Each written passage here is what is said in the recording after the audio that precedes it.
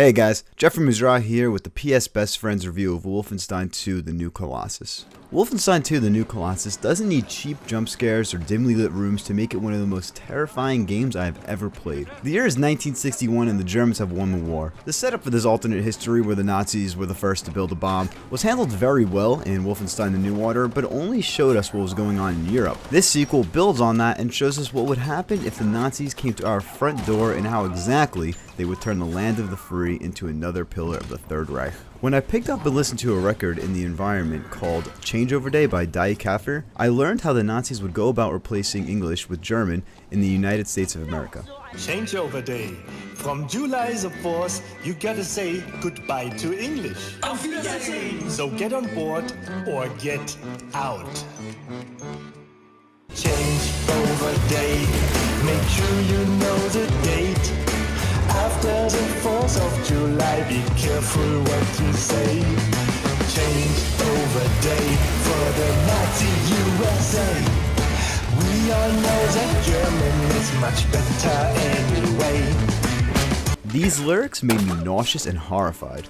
There's another newspaper clipping you find that explains how well Nazi ideology spread throughout the states with the help of the Ku Klux Klan and their shared beliefs. It tells the story of how the group served as a bridge between the Reich and the American people. It really made this fiction all the more realistic. There's also another interesting note that you could find from one Klan member to another while he explains his grievances with the Nazi way of life, complaining about things such as socialism and how their Catholicism is the only accepted religion. It kind of shows that at the end of the day, not even the Klan is as bad as the Nazis. Another interesting pickup was a review for a book about an alternate history where the Allies won the war and the last of the Aryans had to fight back against, quote, a society ruled by Jews, homosexuals, and degenerates. Little details like these really shook me. They were so realistic. It's really frightening to see that if we did lose the war, maybe it wouldn't be so hard for the Nazis to take over. Many ex-Americans would just roll over and let it happen.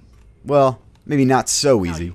BJ Blazkowicz is not about to roll over no matter how many near-death experiences he may face. He plays a Nazi-hating, gun-toting Jew once again, one of my favorite characters in all video games, and it feels just as good as it did in the New Order. The shooting and stealth remain unchanged, however I did feel the game was either much harder, I was much weaker, or I'm just getting bad at video games. I started the game on the 3rd difficulty level out of 7, which claims to be a, quote, medium difficulty setting for the experienced gamer, but I found myself dying repeatedly thanks to enemies I couldn't see. I knocked it down to the 2nd difficulty level hoping for some more balance, yet was still dying from relatively little gunfire during most encounters. I eventually swallowed my pride and went down to the lowest difficulty setting, but then found that was way too easy, so I pretty much played the game switching between the bottom 2 difficulties depending on each encounter. I appreciate having the ability to change difficulty right from the settings in the middle of a firefight without having to restart the mission, but I would have enjoyed a more balanced experience overall. Either way, blasting Nazis head off with dual-wielded shotguns never gets old. The weapon upgrade system offers a nice amount of diversity if you're in the mood for switching up your playstyle. Add a scope and single fire to your Sturmgewehr, the German assault rifle in the game, to take out enemies from a longer distance, or you can add a rotor to your shock hammer, the shotgun, to load 3 shells into a barrel at once to let off some real firepower. Back again is the passive upgrade system from the first game. It has you leveling up perks by just playing the game rather than how you use found upgrade kits to unlock specific upgrades for your weapons. With over a dozen perks, the game really encourages and rewards you no matter what your preferred playstyle is. For example, if you kill enough enemies while dual wielding weapons, you are rewarded with a permanent perk of increased ammo capacity.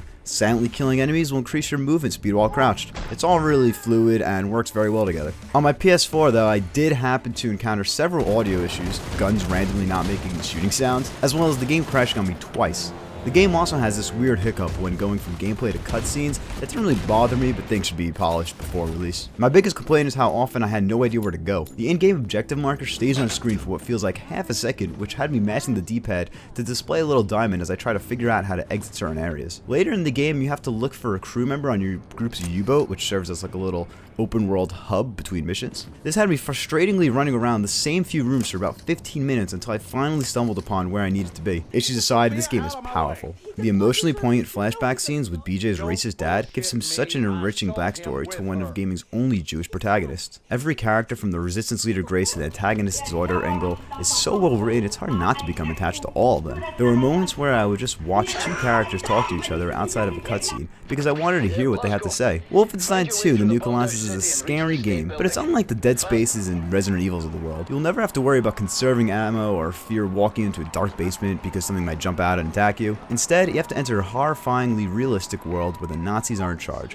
where the Nazis have full control over the media and the American streets are draped with red flags and swastikas. It is the scariest what-if scenario possible, and it is perfectly conveyed in one gory, bloody, action-packed video game. This has been a PS Best Friends review of Wolfenstein 2: The New Colossus. If you want to hear more PS Best Friends, make sure to search PS Best Friends on all podcast platforms from iTunes, Google Play, and Stitcher. You can find us at Twitter at twitter.com/PSBFpodcast. Join our community at facebook.com/group/PSBestFriends. Subscribe to us here on YouTube, and remember to have a good time. What you say? You say you're not